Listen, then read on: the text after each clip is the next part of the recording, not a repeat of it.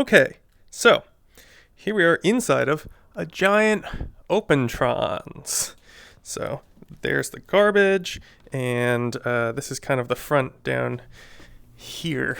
And then these are the two kind of vents on the side, and then this is the back of it. So that'll be slot 1, and then I'm kind of standing right above slot 11. And there's the garbage. This is the gantry. Sorry for the flashing. It's just some weird texture thing. I'm inside the STL model. Oh, and by the way, you can ignore all of these kind of black things. These are lights because we have to light up the inside to be able to see it. Because I don't know. I don't really know how to use this software. But anyway, the reason we're here is we're going to look at this gantry and figure out how to fit a tool on it. So let me... you can see this blue line is where I physically am in space, so you can see I can't walk much farther, so I'm going to teleport a little bit here. Okay, so this is the gantry. You can see over the top here, this part moves, goes, and then this part moves left, right, and this is the z-axis. We've got two tools here. I'm going to crouch down inside this giant Opentrons. So these are multi-channel pipetters, and you can see they're kind of situated on the inside here. Now, they've done something interesting with the model, which is that they've shown this extending part to demonstrate that this is as low as the extension can go. But if I step through this part, which I'm going to do because it's not real, I can actually just collide with it, we can see that this part, picture it, 1, 2, 3 screws, and this little gap here is actually replicated. So I'm going to come up through the pipette model. Ooh, spooky. And you can see there's this block here, and the same block is up here. This is the same thing as this. So I'll demonstrate that in a second, but worth just checking out before we do that. Oof, coming back down.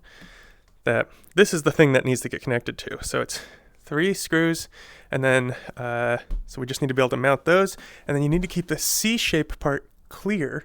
I think I accidentally manipulated something.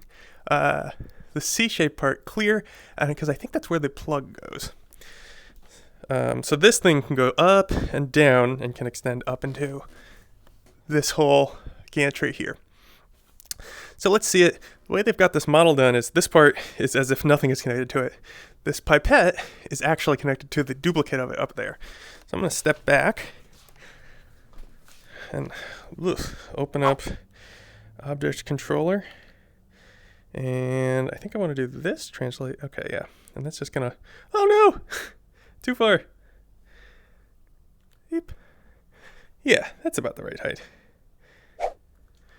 So then we kind of step back in here, and you know what, I'm not really high enough actually, so let me go up a little bit higher here. I do not actually know how to use this. Great. So we go inside here again. We can see, get rid of that. There's that lower one.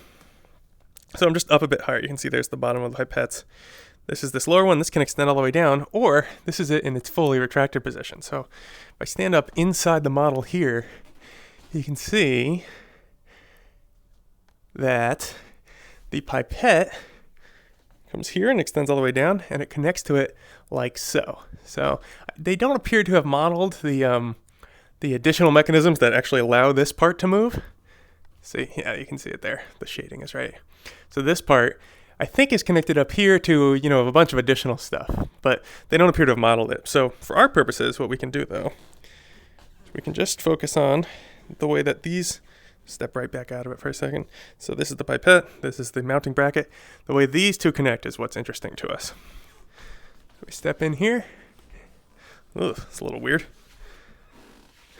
Yeah, maybe this is the way to do it. And you can see again, 1, 2, 3 screws and this C-shaped bracket. If you look on the actual Opentrons, I believe this is where the cable comes in. And can we? Nope. We're just gonna get lost here in the shapes. But a cable comes in here and it sits here and it connects to like a port here that's on the actual pipette. So this is where the pins for the controller go.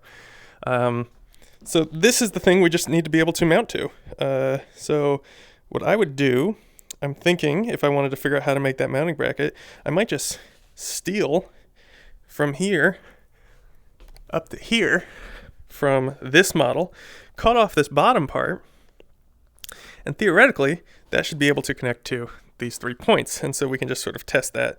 And they seem to have sort of modeled it here. I think maybe the screw is just there. Yeah, okay. Ooh, that looks weird for me. I don't know if it looks weird for you guys. It's kind of trippy. But you can see there's kind of a screw there. And everything's flashing and glowing.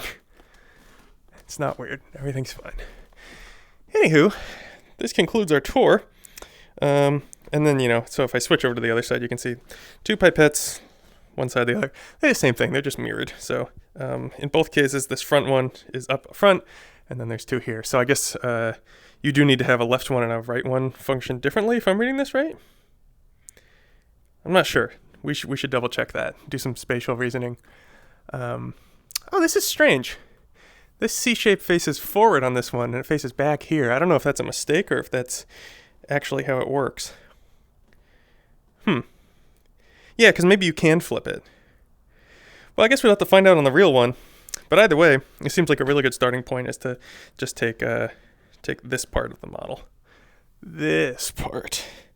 And just say, oh, great. We cut off this bottom part, and then if we 3D print that, it's a mountable bracket.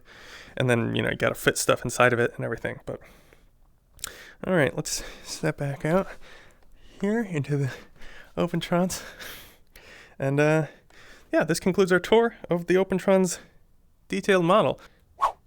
Tell you what, I'll toggle flight mode, and I'm off. Bye, Opentrons. I'll see you never.